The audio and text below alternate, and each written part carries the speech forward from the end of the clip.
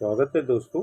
आज हम विस्तार से बात करेंगे स्पाइसेस या मसाले।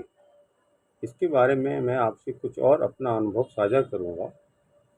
जिस प्रकार मैंने कहा था कि मसाले क्या ये फ़ायदेमंद हैं या नुकसानदेह, इस पे मैंने आपसे चर्चा की थी।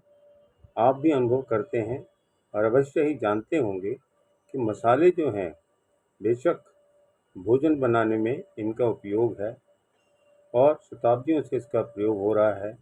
ये अवश्य ही हमें हमारे भोजन को पचाने में, स्वाद के लिए या यूँ कहें कि बहुत सारी बीमारियों से बचाने के लिए प्रयोग होते हैं, तो गलत ना होगा।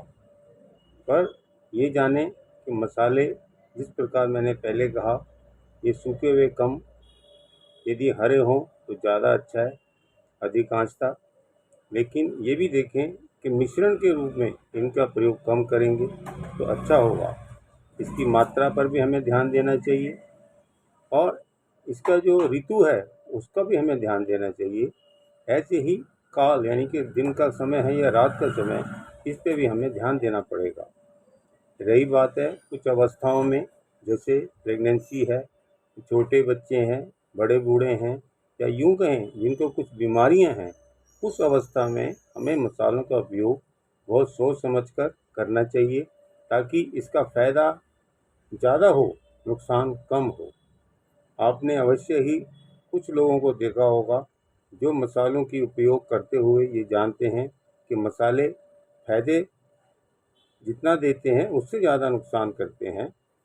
तो उनको आपने समझा होगा, ऐसे लोग जो 5 सितारा होटल्स में जाते हैं, जहाँ विशेषकर विदेशी आते हैं, वो मसालों से रहित या यूँ कहें कि कम से कम मसालों वाला भोजन जो है उसे पसंद करते हैं। ऐसे ही जब आप कभी एयर ट्रैवल करते हो, जहाज़ में जाते हो, जहाँ लंबा सफ़र होता है, जिसमें जो खाना मिलता है वो भी शायद आपको स्पाइसेस या मसालों से कम वाला मिलता है ताकि आपके पेट में जलन, अफारा, गैस ना हो और आपको अच्छी नींद आ जाए, अर्थात आपका मानसिक संतुलन ठीक रहे।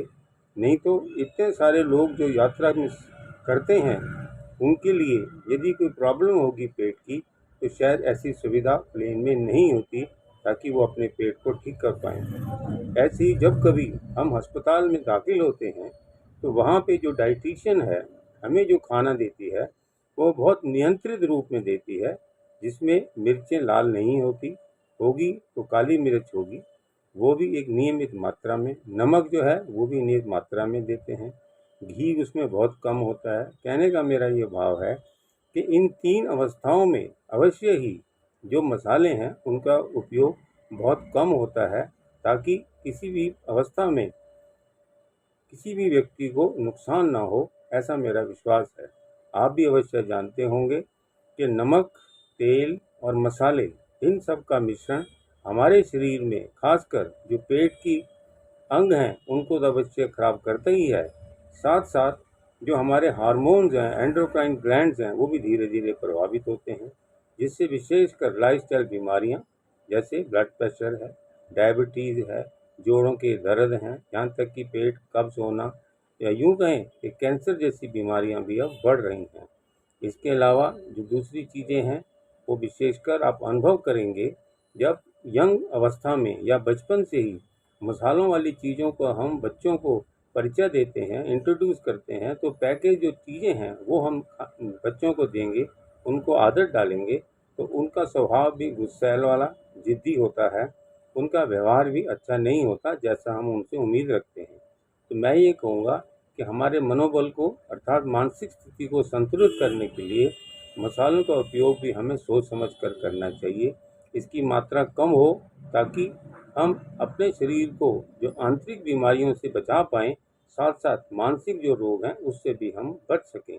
ऐसा मेरा आपसे कहना है। तो मैं आपसे एक बार पुनः कहूँगा कि मसालों का उपयोग खाली भोजन को उसका जो पकाने के लिए या उसमें जो स्वादिष्ट है उसको बढ़ाने के लिए, उसका फ्लेवर बढ़ाने के लिए करें।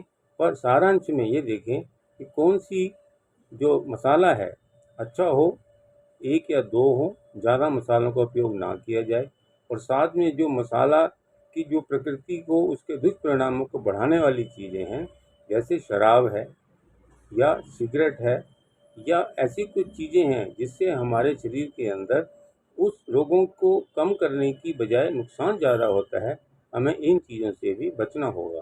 तो आप ये समझिए, मसालों का प्रयोग आप संतुलित मात्रा में करेंगे तो अच्छा होगा, यही मेरा आपसे कहना है। तो ध्यान दीजिए कि मसाले जो हैं उसका उपयोग सोच समझ कर किया जाए। धन्यवाद।